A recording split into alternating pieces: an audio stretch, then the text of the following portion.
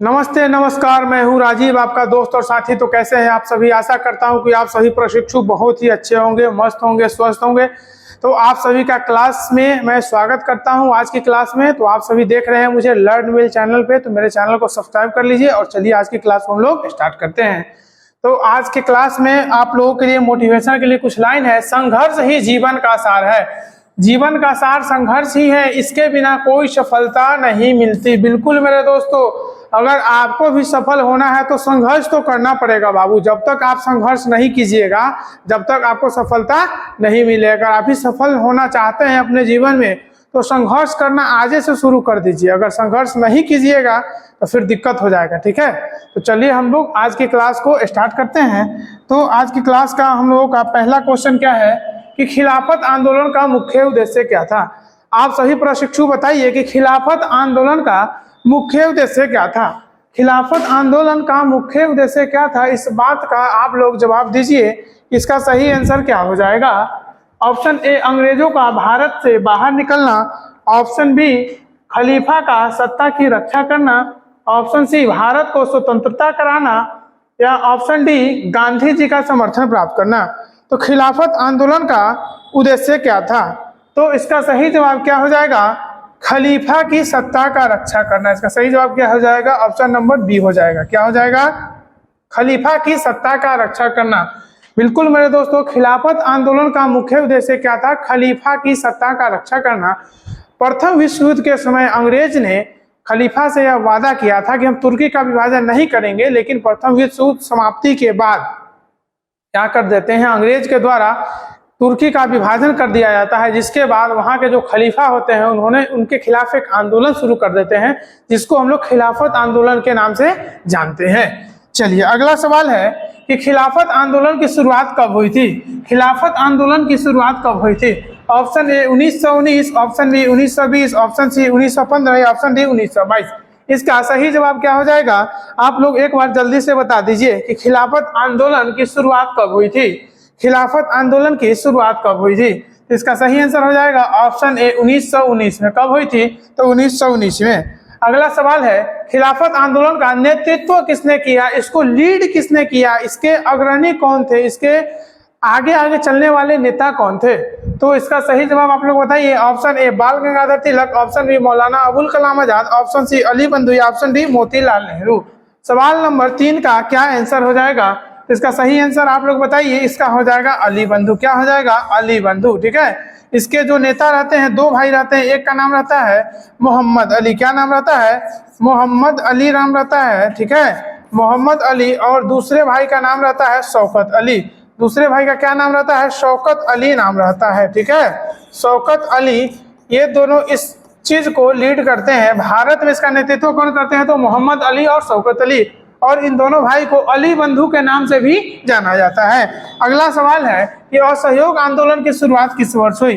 असहयोग आंदोलन की शुरुआत किस वर्ष हुई, इस बात का आप लोग जवाब दीजिए। दोस्तों सभी लोग जानते हैं कि असहयोग आंदोलन की शुरुआत कब हुई थी।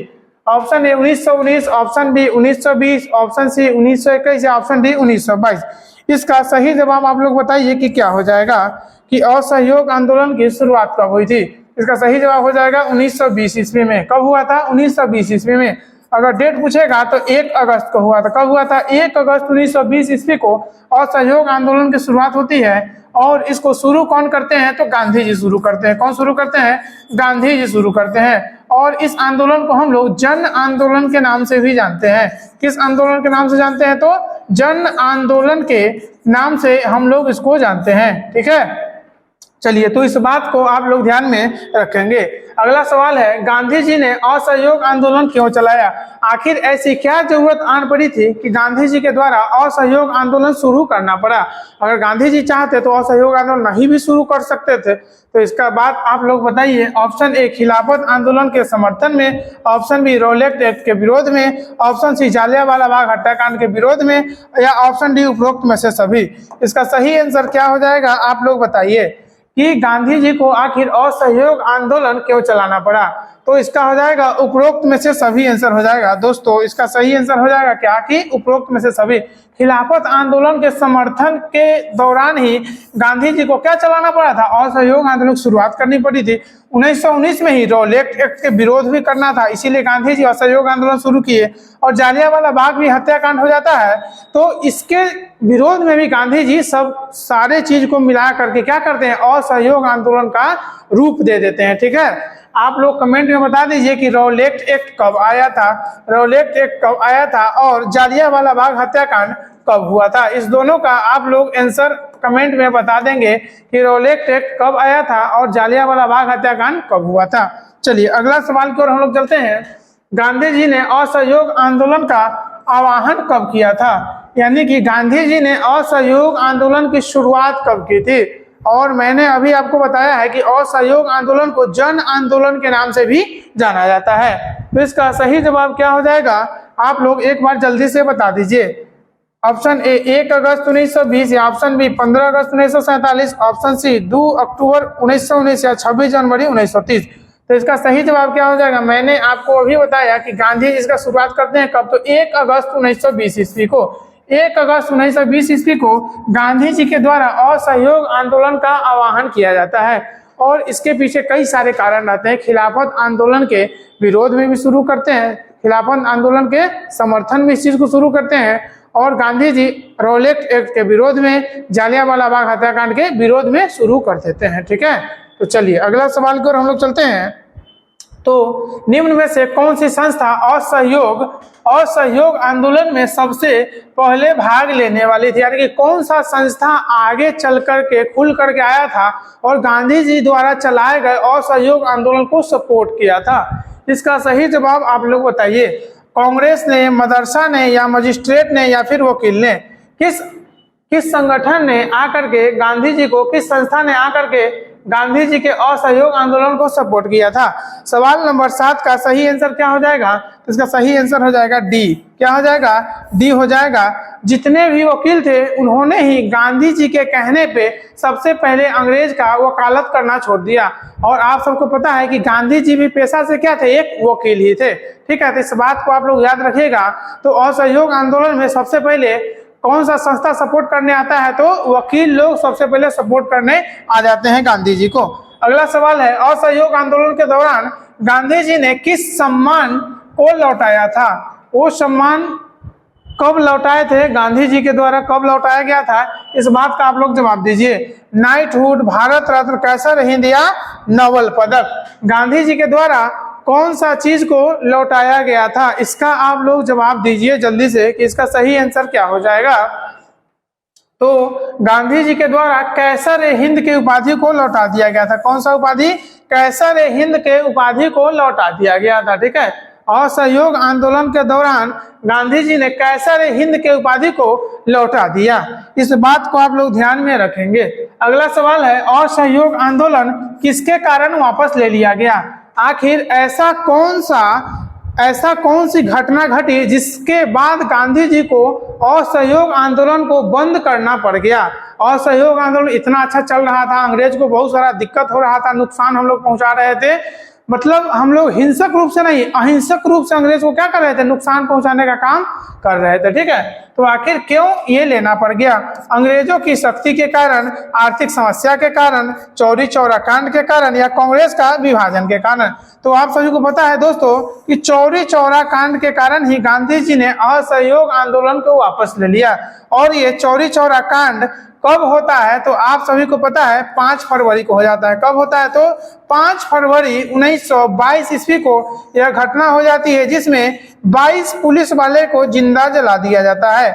22 पुलिस वाले को जिंदा जला दिया जाता है। और इसी घटना को हम लोग चौरी चौरा कांड के नाम से जानते हैं। और इसके बाद, इसके 7 दिन के बाद, यानी कि 12 फरवरी को, कितने तारीख को, 12 फरवरी 1922 ईस्वी को गांधी जी द्वारा घोषणा कर दिया जाता है कि असहयोग आंदोलन अब क्या हो रहा है, अस्थगित हो रहा है।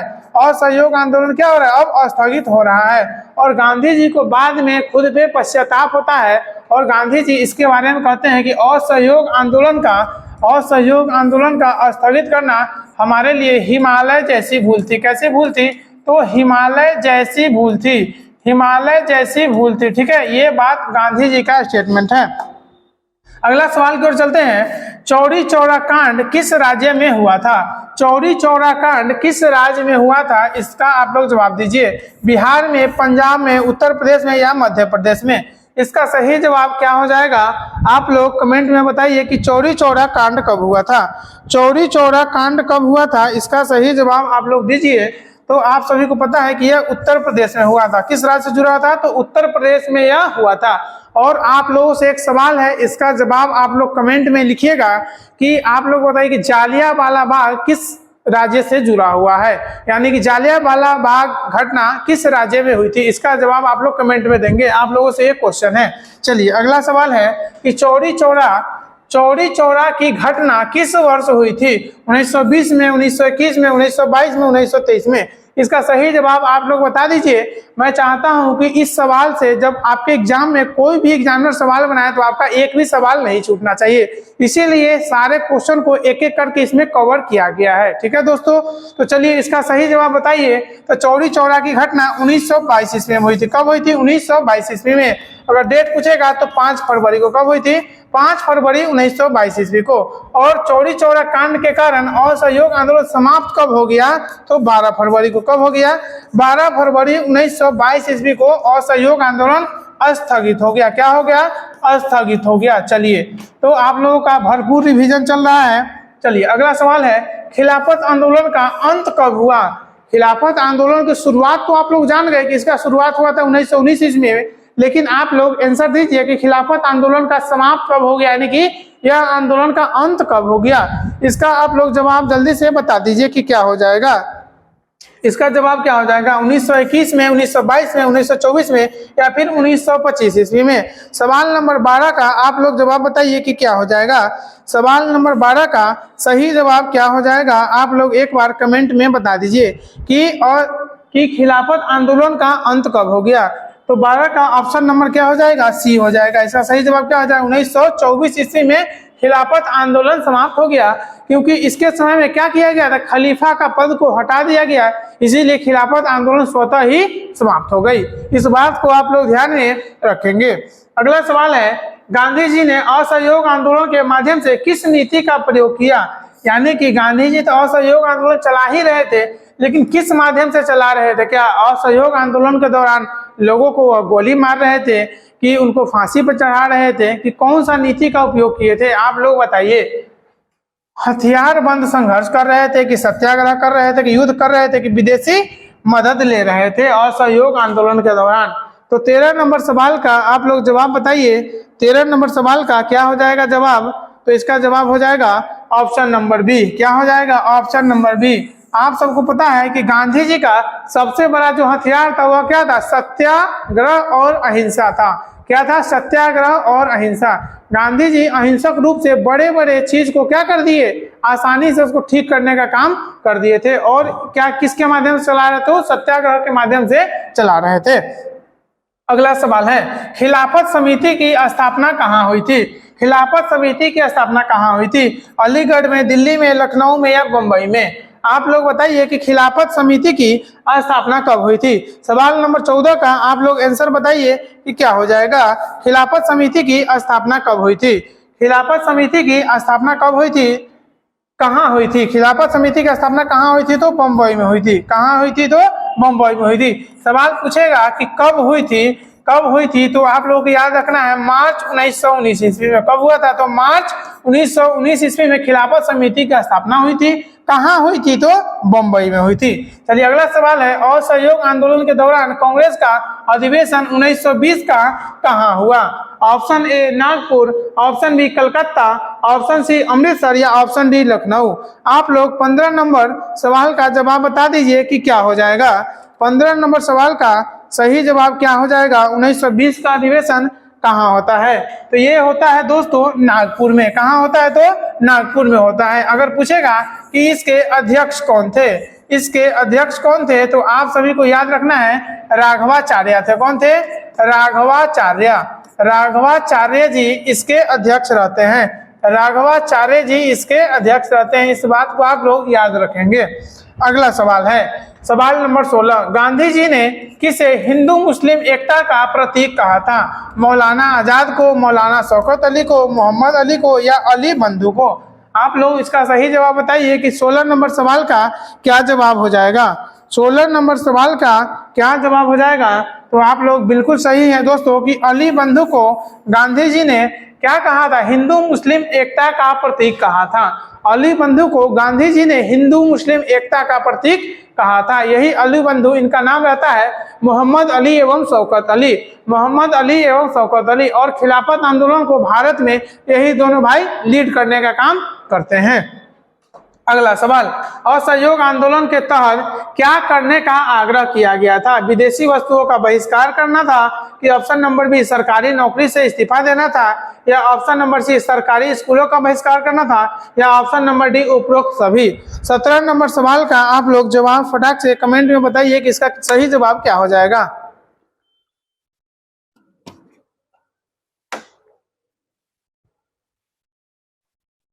तो 17 नंबर सवाल का जवाब हो जाएगा उपरोक्त सभी। क्या था? उपरोक्त सभी। असहयोग आंदोलन के दौरान हम लोग इस बात पे फोकस कर रहे थे कि हम लोग किसी भी तरीके से अंग्रेज का सहयोग ना करें। असहयोग, मतलब नहीं, सहयोग मतलब नहीं करना, ठीक है। तो हम लोग किसी भी तरीके से अंग्रेज का सहयोग नहीं करें।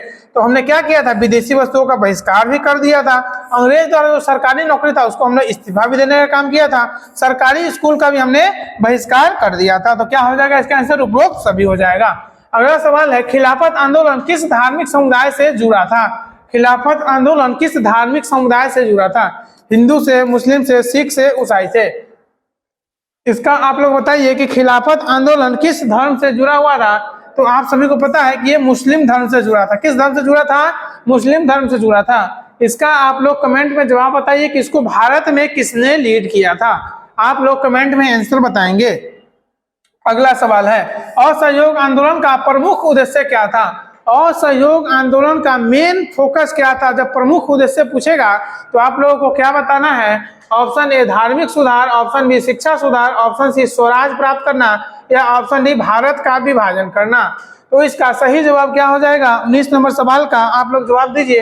तो आप सभी को पता है क्या है कि स्वराज प्राप्त करना हम लोगों का इसका उद्देश्य था। असहयोग आंदोलन के माध्यम से हम लोग स्वराज प्राप्त करना चाह रहे थे। स्वराज, स्वराज का मतलब क्या होता है? स्वयं का राज। क्या होता है? स्वयं का राज। क्या होता है स्वराज का मतलब? स्वयं का राज। स्वयं का राज इसका मतलब हो जाएगा। चलिए अगला सवाल की ओर चलते हैं। तो असहयोग आंदोलन ने किस सामाजिक वर्ग ने बहुत समर्थन किया था? असहयोग आंदोलन से किस सामाजिक वर्ग ने बहुत समर्थन किया था? ऑप्शन ए किसान, मजदूर, व्यापारी, या सभी? असहयोग आंदोलन को किस वर्ग के लोग के द्वारा ज्यादा सपोर्ट मिल रहा था? इसका आप लोग सही जवाब बताइए। तो इसका क्या हो जाएगा? ऑप्शन डी हो जाएगा, सभी लोगों के द्वारा सपोर्ट मिल रहा था। किसान भी इसमें सपोर्ट कर रहे थे, मजदूर भी सपोर्ट कर रहे थे, और व्यापारी भी सपोर्ट कर रहे थे। चलिए अगला सवाल है कि असहयोग आंदोलन के दौरान महिलाओं की भूमिका कैसी रही? असहयोग आंदोलन के दौरान महिलाओं की भूमिका कैसी रही? कम भागीदार थी कि निष्क्रिय थी कि सक्रिय भागीदार थी कि कोई जानकारी नहीं है? इसका सही जवाब आप लोग बताइए कि असहयोग आंदोलन के दौरान क्या महिलाएं भी उसमें शामिल थी और उन्होंने किस तरीके से अपना इसमें भूमिका निभाया था? इस सवाल नंबर 21 का आप लोग जवाब दीजिए। तो उन्होंने भी क्या किया था? सक्रिय भागीदारी निभाई थी। क्या किया था उन्होंने? सक्रिय भाग निभाई हुई थी। और इसमें सबसे एक प्रमुख महिला का नाम आता है सरोजिनी नायडू। क्या नाम आता है? सरोजिनी नायडू जी। सरोजिनी नायडू क्या करती है? यह प्रमुख भूमिका निभाती है। सरोजिनी नायडू के द्वारा क्या होता है? प्रमुख भूमिका निभाया जाता है। चलिए अगला सवाल है, सवाल नंबर 22। किस प्रसिद्ध महिलाओं ने असहयोग आंदोलन में भाग लिया? दोस्तों इसका सही जवाब आप लोग बता दीजिए कि किस महिला ने इसमें भाग लिया था? किस महिला ने इसमें भाग लिया था? सवाल नंबर 22 है। तो इसका सही जवाब option A Sarojini Naidu, option B Vijaya Lakshmi Pandit, या ऑप्शन सी एनी बेसेंट, या ऑप्शन डी अरुणा असफ अली। इसका सही जवाब क्या हो जाएगा दोस्तों? इसका सही जवाब ऑप्शन के हिसाब से हो जाएगा सरोजिनी नायडू। क्या हो जाएगा? सरोजिनी नायडू। लेकिन इनके अलावा भी कई महिलाएं थी जो इसमें बढ़ चढ़ करके भाग ली थी। उनका नाम है सुभद्रा कुमारी चौहान और उर्मिला देवी। उनका नाम क्या है? सुभद्रा कुमारी चौहान। सुभद्रा कुमारी चौहान के द्वारा भी, सुभद्रा कुमारी चौहान ने भी इसमें अपना काफी सक्रिय भूमिका निभाया था। और एक महिला का नाम और है उर्मिला देवी। क्या नाम है? उर्मिला देवी के द्वारा भी इसमें भूमिका निभाया गया था। यही सुभद्रा कुमारी के द्वारा एक पत्रिका की रचना किया गया था, अमर उजाला। उस पत्रिका का नाम क्या था? तो अमर उजाला नामक पत्रिका निकालती है कौन? सुभद्रा कुमारी चौहान। अमर उजाला, अमर उजाला पूछेगा किसकी रचना है, तो सुभद्रा कुमारी चौहान आप लोग उसका सही आंसर हो जाएगा। चलिए अगला सवाल है सवाल नंबर 23। असहयोग आंदोलन में किसने अपना वकालत की प्रैक्टिस छोड़ दी थी? कौन व्यक्ति थे जो असहयोग आंदोलन से पहले तो वकालत का प्रैक्टिस करते थे, लेकिन असहयोग आंदोलन की शुरुआत सुन करके उन्होंने कहा कि नहीं, अब वकालत का प्रैक्टिस अब नहीं करेंगे। इसका सही जवाब बताइए। Option A Mahatma Gandhi, option B Jawaharlal Nehru, option C Subhash Chandra Bose या ऑप्शन डी चित्तरंजन दास। इसका सही जवाब आप लोग कमेंट में बताइए कि इसका सही आंसर क्या हो जाएगा। इसका सही जवाब क्या हो जाएगा? सवाल नंबर 23 का सही जवाब क्या हो जाएगा आप लोग बताइए। तो 23 का सही जवाब क्या हो जाएगा? ऑप्शन नंबर डी हो जाएगा। क्या हो जाएगा? ऑप्शन नंबर डी हो जाएगा। चित्तरंजन दास ने असहयोग आंदोलन के दौरान अपनी वकालत की प्रैक्टिस छोड़ दी। चलिए इस बात को आप लोग ध्यान में रखिएगा। और इसी चित्तरंजन दास का शॉर्ट नेम है CR दास। इसका शॉर्ट नेम क्या है? CR दास है। और भारतीय राष्ट्रीय आंदोलन में इसकी काफी भूमिका है। अगला सवाल है, गांधी जी ने किस आंदोलन को हृदय परिवर्तन का आंदोलन कहा था? गांधी जी के द्वारा किस आंदोलन को हृदय परिवर्तन का आंदोलन का नाम दिया गया था? इसका सही जवाब बताइए। सविनय अवज्ञा आंदोलन, सविनय अवज्ञा आंदोलन हो जाएगा। ठीक है। और अगला इसमें ऑप्शन है असहयोग आंदोलन, ऑप्शन सी खिलाफत आंदोलन, ऑप्शन डी भारत छोड़ो आंदोलन। सवाल नंबर 24 का आप लोग जवाब बताइए कि क्या हो जाएगा।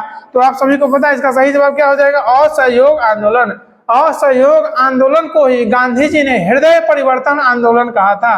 गांधी जी ने क्या कहा था? हृदय परिवर्तन आंदोलन कहा था।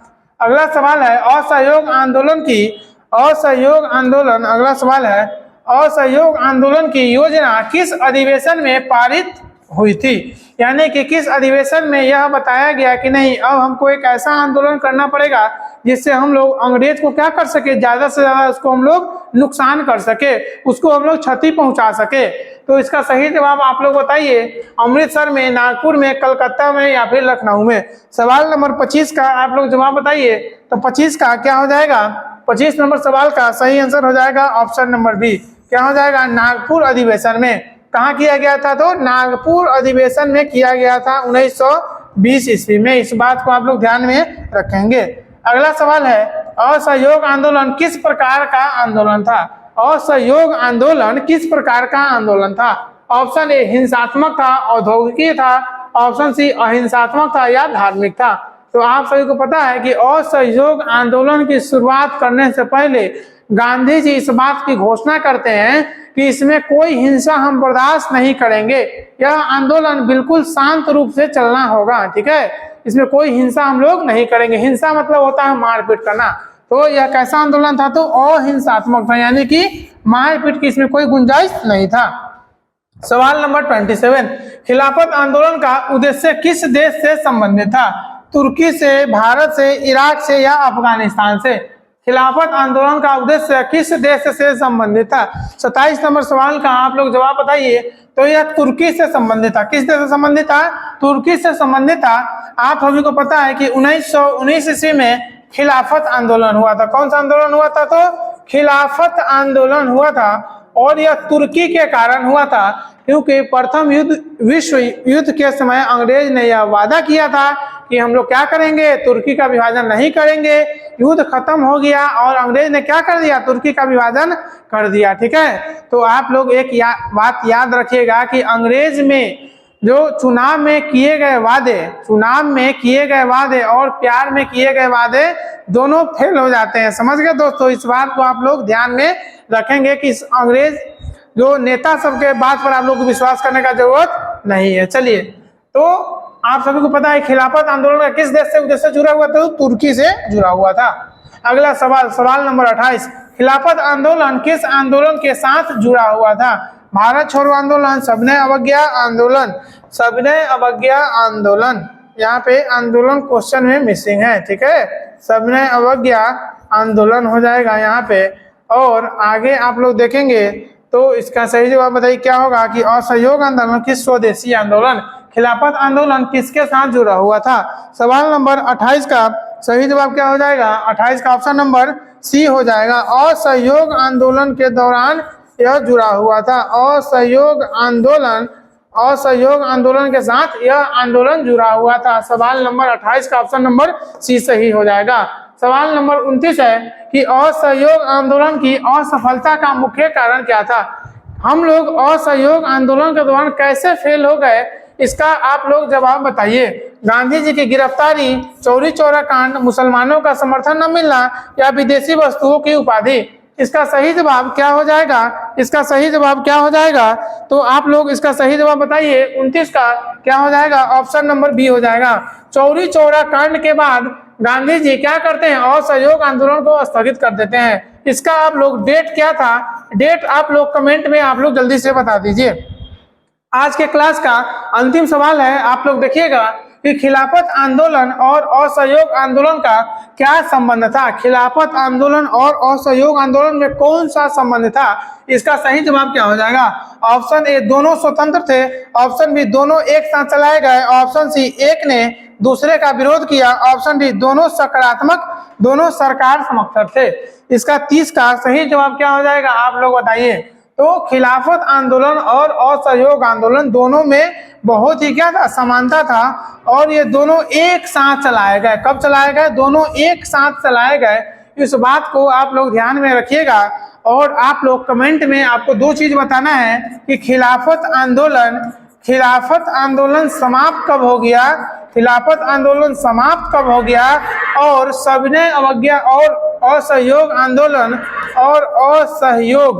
असहयोग आंदोलन समाप्त कब हो गया। इन दोनों का डेट आप लोग कमेंट में बताकर ही अपने अपने मोबाइल को बंद करेंगे। तो आज के क्लास में इतना ही, फिर हम लोग मिलेंगे कल के क्लास में। तब तक के लिए आप सभी स्वस्थ रहिए, मस्त रहिए। आज के क्लास में इतना ही। Thank you so much.